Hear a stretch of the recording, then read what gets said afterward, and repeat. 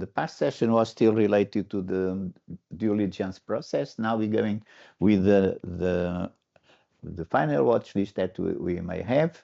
Then we go and look into the how to construct a portfolio. And let's listen to our video first, and then we'll discuss the main issues on how to construct a good portfolio.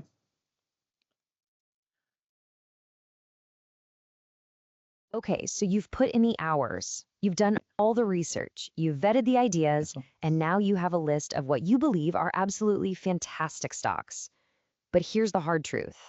A list of great stocks doesn't automatically make a great portfolio. Today, we're moving beyond the individual picks to talk about the real architecture of wealth, portfolio construction. And this, right here, is at the core of the problem for so many of us. We get so hyper-focused on finding that next big winner, but we forget that finding the stock, that's just the start of the journey. The real work, the part that truly builds wealth, that comes next. So what is that other half? Well, it's the craft of turning those individual stocks into a coherent, risk-adjusted engine, a system where all the parts are actually working together to drive you towards your financial goals. This is a trap that so many investors fall into.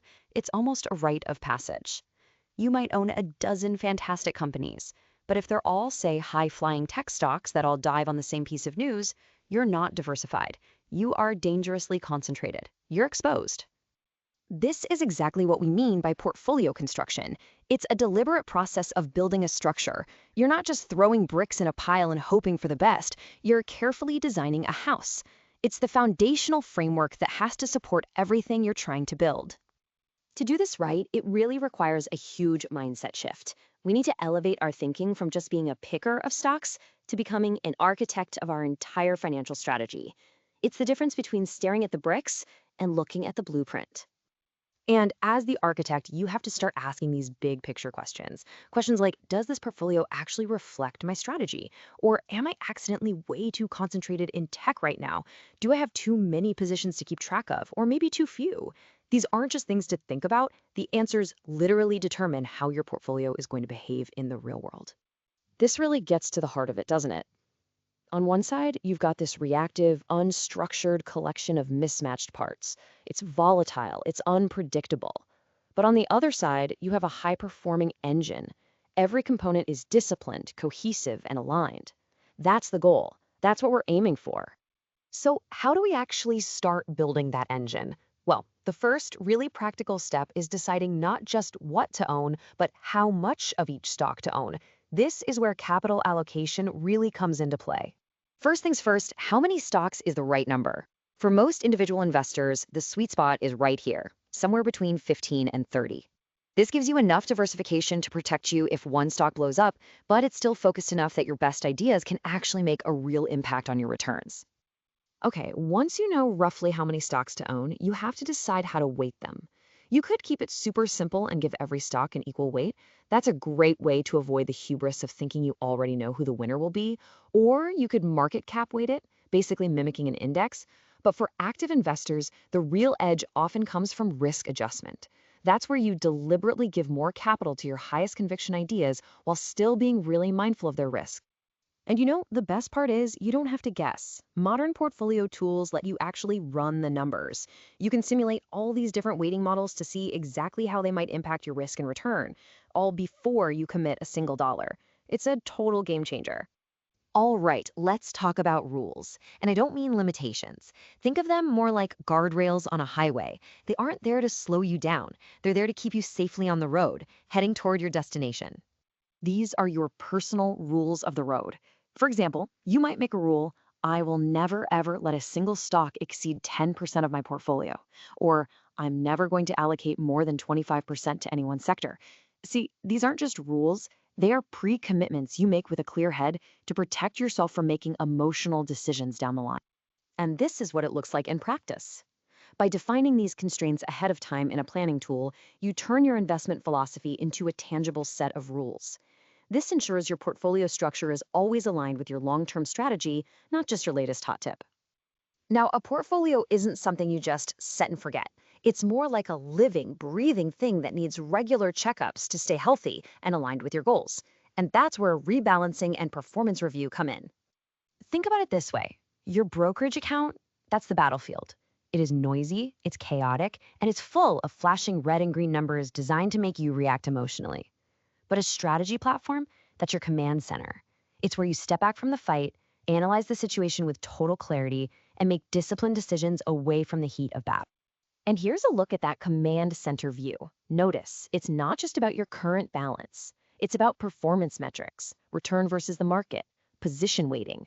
This is the data you need to actually evaluate your strategy, not just react to daily price swings. So when it is time to rebalance, please don't just automatically sell your winners. Follow a process. First, check for drift. Have any positions gotten way too big? Then ask the most important question. Has the fundamental story for the company changed? If the thesis is still intact, you might just let it run. If it's not, then it's time to reallocate. This is disciplined, not reactive. So let's wrap all this up with maybe the most important takeaway of all, the mindset of a professional. It's all about moving away from impulse and gut feelings and moving towards structure and process. And this quote just says it all. The most successful investors treat portfolio construction as an engineering problem, not a gut feeling. What this means is you aren't just guessing, you are building. You're designing a system with specific inputs, specific constraints, and clear performance goals. Ultimately, having a repeatable, rational process is what separates long-term success from failure. It's the difference between systematically building wealth and just gambling on the market. It's about applying discipline to your best ideas. And so, I'll leave you with this one final thought to reflect on. Take an honest look at your own holdings right now. Is it just a collection of good ideas, or is it a carefully constructed portfolio built with the discipline and the architecture designed for true long-term success? The answer to that question could change everything. Okay, let's go back to our presentation and discuss a little bit more about portfolio construction. I need to find our slide here. I think we have it here. Oh, no, not this one. Okay. Right. Sorry, I have to raise the desk, which I forgot. Okay.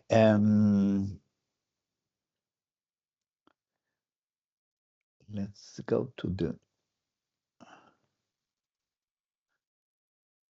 Okay, we can start with looking at the portfolio. In this case, the portfolio of stocks that we have in our stock picks list for the US. And we have here our portfolio for the US. And this has been... we saw it in the video that this is the way we look at our portfolio. But before looking at our portfolio tracker, let me explain first why do we need a portfolio tracker and not just a watch list or just the portfolio tracker we have in the broker. So if you look, if you remember the brokerage, the IB brokerage, you have a window there where they show all our positions, their current price, their appreciation or depreciation. So if you have that and you have watch lists, why do we need a portfolio tracker? And the reason is simple, is that this portfolio tracker that we build in our platform and not in the brokerage platform allows us to analyze our positions, both in terms of alerts, in terms of weighting, in terms of return relative to the market, and so on. So these are all important considerations that we need to bear in mind when looking at a portfolio. And of course, we can do that. We cannot do that in a watch list. But more than that, when we move to the next session on evaluation, this is the basis for us to do to check some of these the important issues with portfolio construction. But let me just remember which are the first steps in constructing a portfolio. And the first step you need to do is to know how much money you have. Okay, so that is a critical issue. If you have 10,000 or you have 10 million or we have 10 billion to invest, of course, the portfolio, your portfolio size must be different. So first thing is how much money do I have to invest? That's the first question. Here you'll see that we have invested in this paper portfolio, not a real investment. We have invested 3 million, a little bit over $3 million. And this was invested at the rate of approximately $120,000 every month in the US market. So that's what kind of an investment strategy that we follow. It has been accumulated, and now we have invested 3.1 million, which is currently worth 3.67 million, which was a very good return when compared with the market that we have here as well, where we invest exactly the same amount to track the two. So in our case, why we have chosen 120,000? Because it was us we are looking at various countries. We wanted to use the same amount. So this was a theoretical investor, of course. But for real investors, what counts is how much money they have to invest. And once you know how much money to invest, of course, the next question is for how long do you want to invest your money? And this is a very important question. If you are only investing for 6 months, your strategy must be completely different from what you do if you are investing for, say, 5 years, 10 years, or 3 years. So but it's very important that you have an investment horizon on mind. So it's really, and it's not a matter of saying, okay, I'm investing for 6 months, I'll see what happens. Now, you have to think mostly in terms of when do I need this money? Can I keep this money invested for how long? You see, that's the most important question. It's not so much, okay, I'll try it for 6 months or I'll try it for 1 year. Now, of course, you can do that, and you often do that, but you have to think, okay, do I need this money? When do I need this money? Do I need it for retirement? Do I need it to send my kids to college? Do I need it to buy a house in 5 years' time? Okay, what are your personal reasons? You have to have a clear, defined horizon. And bear in mind that in the strategy that we are advocating here, that will allow you to beat the market, is a strategy to invest at least for 3 to 5 years, ideally 3, 5, 10 years, but at least 3-year period.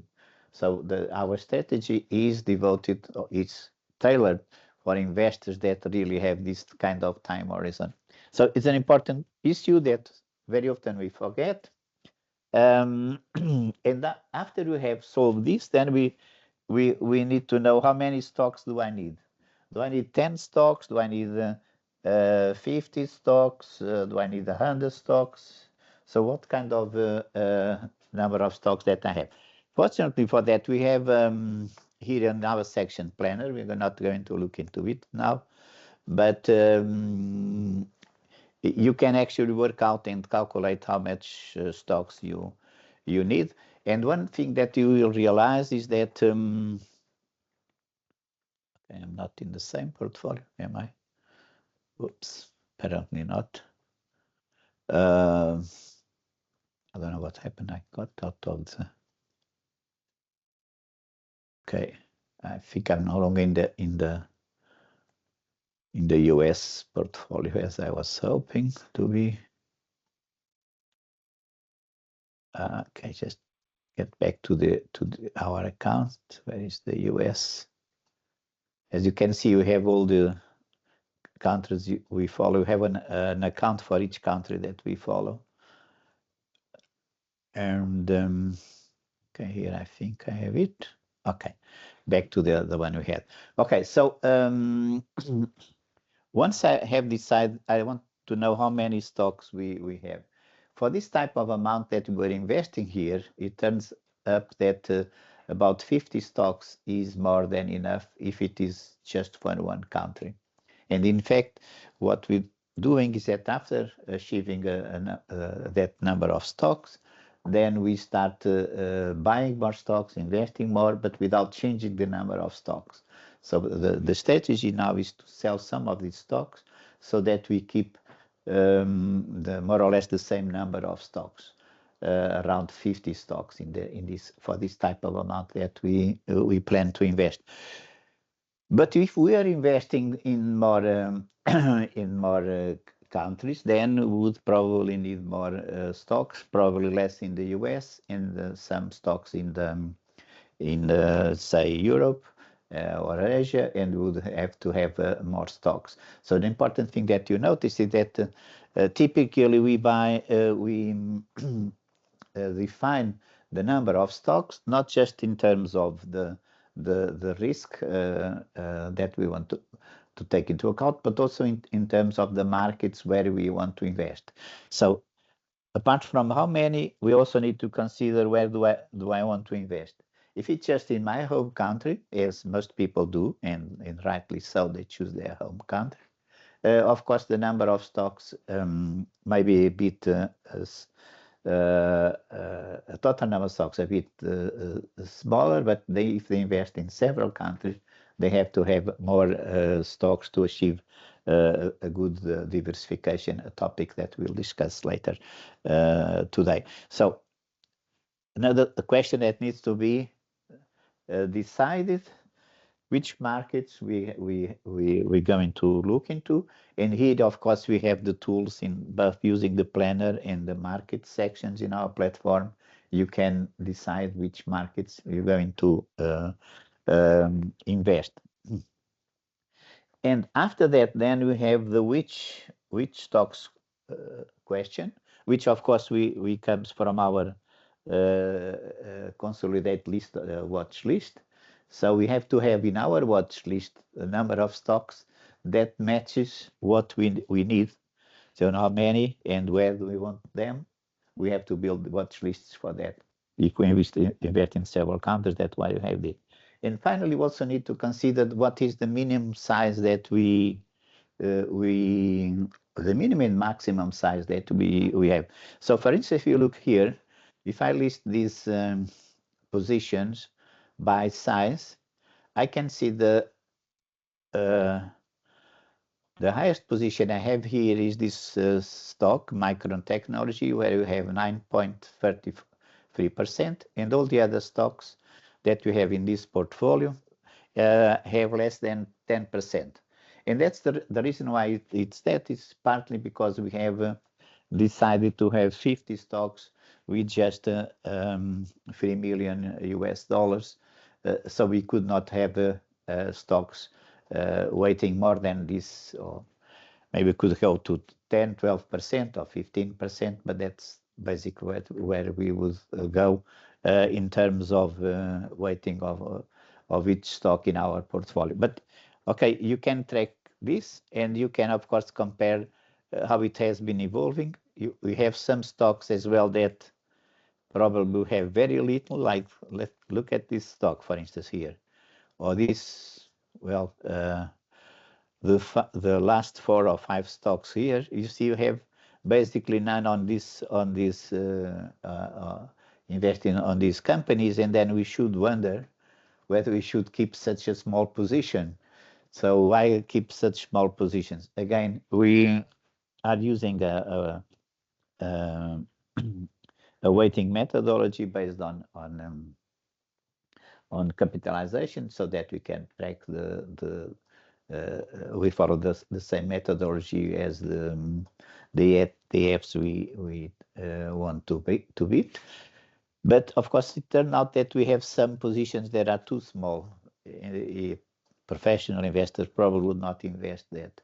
So a very important thing, and you also have that in this section on the planner, is what should be the average and the minimum size of a position in a particular stock. And it's this so-called position size, or position sizing, which is again an important decision to make when building your portfolio. So we don't want given stock to get a very large weight, but also we don't want to have a stock that really has no weight at all, and has no influence in your portfolio. It's just misleading because it doesn't contribute anything to your overall performance. So sizing, again, it's a critical issue that you have to decide. And again, that also depends on the amount of money that you are going to invest. If you are investing just a few thousand, of course, you have to have very, you can have very small stocks in your portfolio. But again, that has some additional risk as well. Okay, so this is some things that we should consider when setting up or when preparing our portfolio. And the other thing that we need to do is to decide whether we should rebalance our portfolio or not. Is this 10,000, this 10% or 9% too much? Is it too little? What should I do about this? Shall I rebalance my portfolio? This is a question that is a bit controversial. Some people that you should say that you should stick to your portfolio, except of course if you have here some stocks with a red alert. Apparently we don't have anyone here. I can't see anyone here, but I have a few yellow alerts, so I don't have a red alert. If I had a red alert, sorry, a red alert, I would be probably in a position where I should sell some of these stocks. But I have a yellow alert here. For instance, I have a yellow alert on this one, and this is a typical situation. I probably should have already sold this. You see, we can have this stock here that was initially increased 70% in relation to the market. If you can see where I have the mouse here, but now is below the market and has lost already 18% in relation to the market. So it has a alert here, and I need to consider where I should get rid of this stock. And this is a topic we'll discuss in the tomorrow, but it's an important issue when we look at our positions, like something that I can look here in the evaluator section. And if I look here at, for instance, the stocks by SMR or by industry, my initial weighting here is more or less not similar to the weighting I have here. So in terms of rating, it's not a major change. But if I want to look in terms of industry, maybe I have some industries that have declined or increased much faster. For instance, this one, software and IT service, has declined in terms of weighting, which you mean. Oh, sorry, no, I was reading incorrect. No, not this one. This one here has been reduced from, which one is this? Electrical utilities and IPPs, independent power producers. They have reduced substantially. Shall I drop this, or shall or reduce them further, or shall I rebuild a little bit more of investment on this industry? So you have to look at these various or your positions. You can do that again in looking at the P&L section. You can look at the losers and the winners, and change your portfolio accordingly. So this is something that you, to some extent, you rebalance your portfolio as you manage. Because remember, in portfolio management is really about doing this. So we have the winners and the losers, and we have the mid, and we have the wins, and we have the losers. And the process is trying to have as few losers as possible, and increase the winners as much as you can. and this is the process of managing. So if and you can do it on a daily basis as you are getting rid of some of these positions that probably are not worthwhile keeping, or you can do it periodically. Let's say once a year or once every 2 years, you look at your portfolio and say, okay, I have to change the allocation of my capital to the various stocks I have in the portfolio, and I'm going to do it once a year or every 2 years, not too frequently. Don't try to do it on a monthly basis at all, not even quarterly basis. Don't do that as well. But 1 year seems to be a reasonable date to do some rebalancing in your initial portfolio. So again, one of the key issues. And finally, of course, I have already mentioned that. Let's keep or let's draw your attention again to the need to enter your transactions into the manager section. So this is not just we're not trying to repeat what we have in the brokerage account. In fact, you may find that there is some discrepancy in the valuations there in your portfolio, which may be due to some rounding and some missing information. It's important that also that you periodically check your positions. I have 5 stocks of this company, 5 of this one, and so check this against your broker statement to see if your portfolio is really correct.